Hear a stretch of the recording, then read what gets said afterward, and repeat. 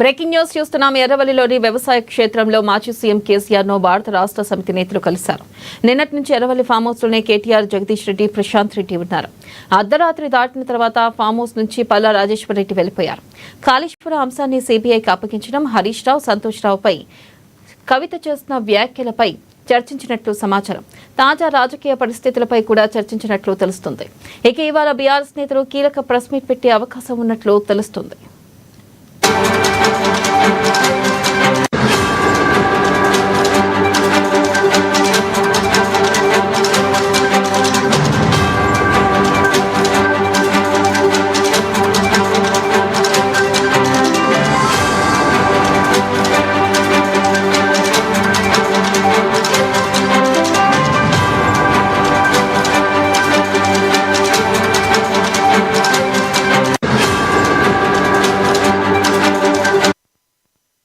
Breaking news చూస్తున్నాం. ఎర్రవల్లిలోని వ్యవసాయ క్షేత్రంలో మాజీ సీఎం కేసీఆర్ ను భారత రాష్ట్ర సమితి నేతలు కలిశారు. నిన్నటి నుంచి ఎర్రవల్లి ఫామ్ హౌస్ లోనే కేటీఆర్, జగదీష్ రెడ్డి, ప్రశాంత్ రెడ్డి ఉన్నారు. అర్ధరాత్రి దాటిన తర్వాత ఫామ్ హౌస్ నుంచి పల్లా రాజేశ్వర్ రెడ్డి వెళ్లిపోయారు. కాళేశ్వరం అంశాన్ని సిబిఐకి అప్పగించడం, హరీష్ రావు, సంతోష్ రావుపై కవిత చేసిన వ్యాఖ్యలపై చర్చించినట్లు సమాచారం. తాజా రాజకీయ పరిస్థితులపై కూడా చర్చించినట్లు తెలుస్తుంది. ఇక ఇవాళ బీఆర్ఎస్ నేతలు కీలక ప్రెస్ మీట్ పెట్టే అవకాశం ఉన్నట్లు తెలుస్తుంది.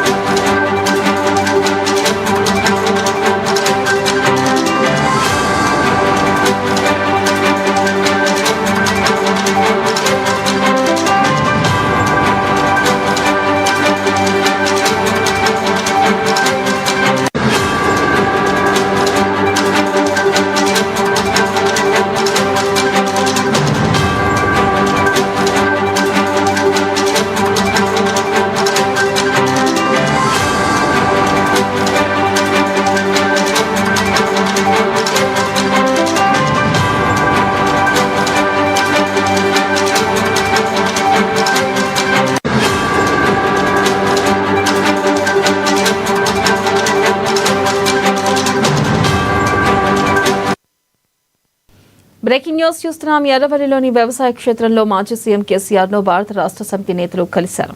నిన్నటి నుంచి ఎర్రవల్లి ఫామ్ హౌస్ లోనే కేటీఆర్, జగదీష్ రెడ్డి, ప్రశాంత్ రెడ్డి ఉన్నారు. ఇక అర్ధరాత్రి దాటిన తర్వాత ఫామ్ హౌస్ నుంచి పల్లా రాజేశ్వర్ రెడ్డి వెళ్లిపోయారు.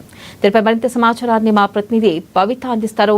భవిత, చెప్పండి, నిన్న వ్యవసాయ క్షేత్రంలో మరి కలిసినట్లు తెలుస్తుంది. మరి మాజీ మంత్రులు కానీ, ఇటు ఎమ్మెల్యేలు కానీ, అయితే ఈ నేపథ్యంలో ప్రధానంగా ఈరోజు ప్రెస్ మీట్ పెట్టే అవకాశాలు ఉన్నట్లుగా కూడా తెలుస్తుంది. అప్డేట్స్ ఏంటి? రైట్ వెనలా నిన్న ఎమ్మెల్సీ కవిత చేసినటువంటి సంచలన ఆరోపణలపై బీఆర్ఎస్ మరొకసారి సందిగ్ధంలో పడిందని చెప్పుకోవచ్చు. గత కొంతకాలంగా కవిత చేసినటువంటి ఆరోపణలపై ఎప్పుడు ఏదో ఒక సంచలనం సృష్టిస్తుందని చెప్పాలి. అయితే నిన్న తాజాగా డైరెక్ట్ ఆ పేర్లు చెప్తే మరికొన్ని ఆరోపణలు చేసింది. ఈ నేపథ్యంలో నిన్న సాయంత్రం 4 గంటల ప్రెస్ మీట్ తర్వాత 6 గంటల ప్రాంతంలో ఒక్కొక్కరుగా బీఆర్ఎస్ నేతలంతా కూడా, ముఖ్య నేతలంతా కూడా ఎర్రవల్లి ఫామ్ హౌస్ కి చేరుకున్నారు. అయితే సంతోష్ రావు, హరీష్ రావు వల్లనే కేసీఆర్ కి ఇలాంటి పరిస్థితి వచ్చిందని చెప్పేసి కూడా తను చేసినటువంటి కామెంట్స్ తో బీఆర్ఎస్ తో కవితకు గ్యాప్ మరింత పెరిగిందని చెప్పుకోవాలి. వాళ్ళ యొక్క పరిస్థితి కూడా పీక్ స్టేజ్ చేరిందని చెప్పుకోవాలి. అయితే గత కొంతకాలంగా కవిత చేసిన ఆరోపణల పైన కూడా కేసీఆర్ ఇక్కడ కూడా నోరు విప్పకపోవడము, ఎక్కడ కూడా బీఆర్ఎస్ పార్టీ ఎక్కడ కూడా కవితను ఆరోపించి ఎలాంటి కామెంట్స్ చేయకపోవడము, సైలెంట్ గా ఉంటూ వస్తుంది. అయితే నిన్న చేసినటువంటి ఆరోపణలపై పూర్తి స్థాయిలో అంటే పేర్లు చెప్తూ తను చేసినటువంటి ఆరోపణలపై ఖచ్చితంగా చర్యలు తీసుకోవాలని చెప్పేసి ఇప్పటికే బీఆర్ఎస్ పార్టీ భావిస్తున్నట్లుగా తెలుస్తుంది. అయితే ఈ నేపథ్యంలోనే ఏదైతే బీఆర్ఎస్ కు సంబంధించినటువంటి ముఖ్య నేతలందరి యొక్క అభిప్రాయాలను కూడా కేసీఆర్ తీసుకున్నట్టుగా తెలుస్తుంది. దీనికోసమే నిన్న సాయంత్రం ఎర్రవల్లి ఫామ్ హౌస్ కి వేముల ప్రశాంత్ రెడ్డితో పాటు ముఖ్య నేతలందరూ కూడా ఇటు అయితే కేటీఆర్ కావచ్చు, జగదీశ్వర్ రెడ్డి కావచ్చు, పల్లా రాజేశ్వర్ రెడ్డి కావచ్చు, ఇట్లాంటి ముఖ్య నేతలంతా కూడా, మాజీ మంత్రులు కూడా పూర్తి స్థాయిలో ఎర్రవల్లి ఫామ్ హౌస్ కి వెళ్లారు. దాదాపుగా 12 గంటల పైగా వాళ్ళతో చర్చలు జరిపినట్టుగా తెలుస్తుంది. ఎలాంటి చర్యలు తీసుకోవాలి, కవిత ఎందుకు ఇలాంటి ఆరోపణలు చేస్తుంది, కవిత వెనకాల ఎవరైనా ఉండి ఇలాంటి ఆరోపణలు చేస్తున్నారు, పదే పదే కవిత చేసినటువంటి కామెంట్స్ వెనకాల ఉన్నటువంటి ఆంతర్యం ఏంటి అన్నట్టుగా కూడా కొంత వాళ్ళు అయితే సంచలన కామెంట్స్ చేసినటువంటి పైన కొంత ఆరా తీస్తున్నట్టుగా తెలుస్తుంది. ముఖ్యంగా గతంలో కేసీఆర్ బీఆర్ఎస్ పార్టీలో ఏదైనా ఎవరి అయినా బిహేవియర్ నచ్చకపోయినా, వాళ్ళు చేసినటువంటి కామెంట్స్ నచ్చకపోయినా కూడా పూర్తి స్థాయిలో ఎలాంటి ఎలాంటి నోటీసులు లేకుండానే సస్పెండ్ చేసినట్టు నేపథ్యం అయితే కనబడుతుంది. అయితే ఏదైతే silver Jubilee BRS party silver Jubilee వేడుకలు నిర్వహించినప్పటి నుంచి కూడా కవిత ఏదో ఒక రకంగా ఆరోపణలు చేస్తూ వస్తుంది. మొదట తన తండ్రికి లేఖ రాసి ఎవరు బయట పెట్టారో ఖచ్చితంగా చెప్పాలంటూ కూడా తను చేసినటువంటి కామెంట్స్ తీవ్ర సంచలనం రేపాయి.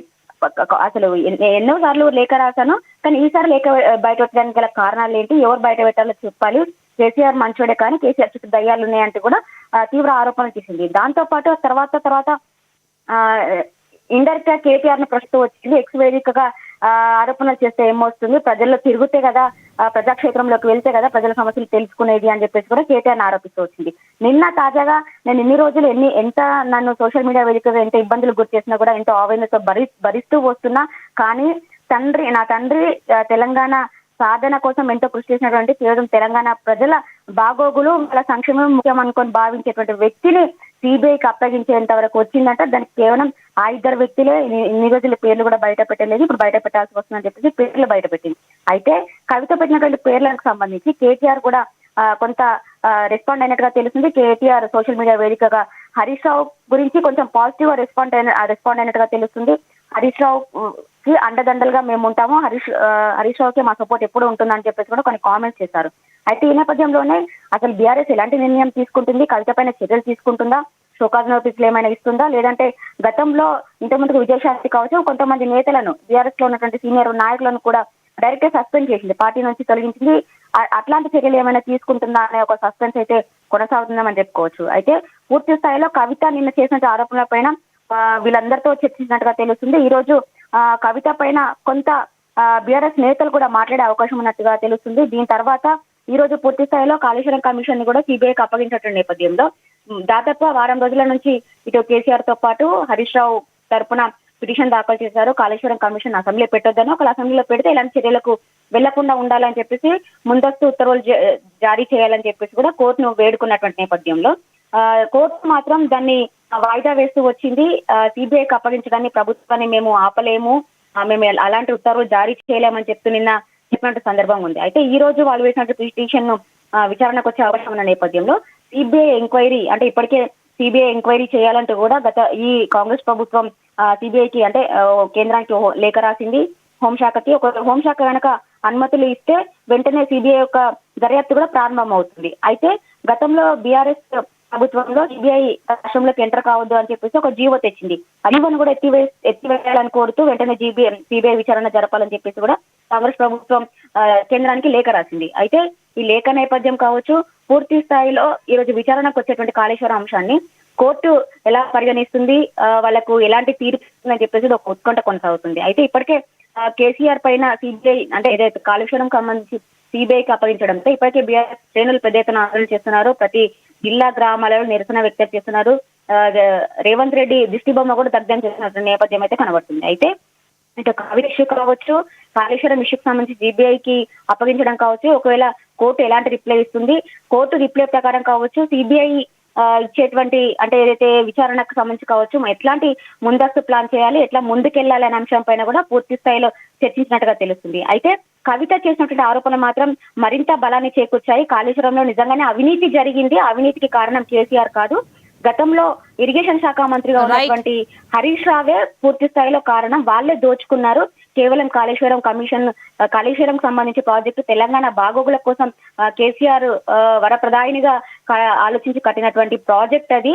కేవలం ఒక 3 బ్యారేజ్లు కుంగిపోతే దాన్ని రిపేర్ చేయించకుండా కేసీఆర్ పేరు అప్రతిష్ట పాలు చేయడానికే కాంగ్రెస్ ప్రభుత్వం భావిస్తుంది అని చెప్పేసి కూడా కవిత ఆరోపణలు చేసింది. అయితే మొత్తానికి దీనిపైన బీజేపీ నేతలు కూడా స్పందిస్తూ వస్తున్నారు. కవిత చేసినటువంటి ఆరోపణల్లో పూర్తి స్థాయిలో కాళేశ్వరంలో అవినీతి జరిగింది అనే విషయము కేసీఆర్ కుటుంబంలో ఒక కీలక వ్యక్తి అయినటువంటి సీనియర్ నాయకురాలుగా భావించే కవితనే ఒప్పుకుంది. కాబట్టి సిబిఐ ఎంక్వైరీ కూడా మరింత ఈజీగా జరిగే అవకాశం ఉంది. ఫస్ట్ సిబిఐ ఎంక్వైరీ కనుక వస్తే సిబిఐ వాళ్ళు పూర్తి స్థాయిలో ఫస్ట్ కవితనే ప్రశ్నించాలి, కవితను ప్రశ్నిస్తే వాళ్ళకి చాలా సులువుగా అయిపోతుంది విచారణ కూడా అని చెప్పేసి కూడా ధర్మపురి అరవింద్ వ్యక్తం చేసినట్టు నేపథ్యం అయితే కనబడుతుంది. ఇవన్నీ చూస్తుంటే పూర్తి స్థాయిలో కవిత అంశము సిబిఐ ఎంక్వైరీకి సంబంధించి ఈ రోజు హైకోర్టులో విచారణకు సంబంధించి కావచ్చు పూర్తి స్థాయిలో ఇవన్నిటిపైన కూడా దాదాపు 12 గంటల పాటు వీళ్ళు చర్చించినట్టుగా తెలుస్తుంది. హరీష్ రావు అయితే తన కూతురు ఏదైతే కాలేజ్ లో జాయిన్ చేయించడం కోసం ఆస్ట్రేలియా వెళ్ళి అంటే అవుట్స్ వెళ్ళినట్టుగా తెలుస్తుంది.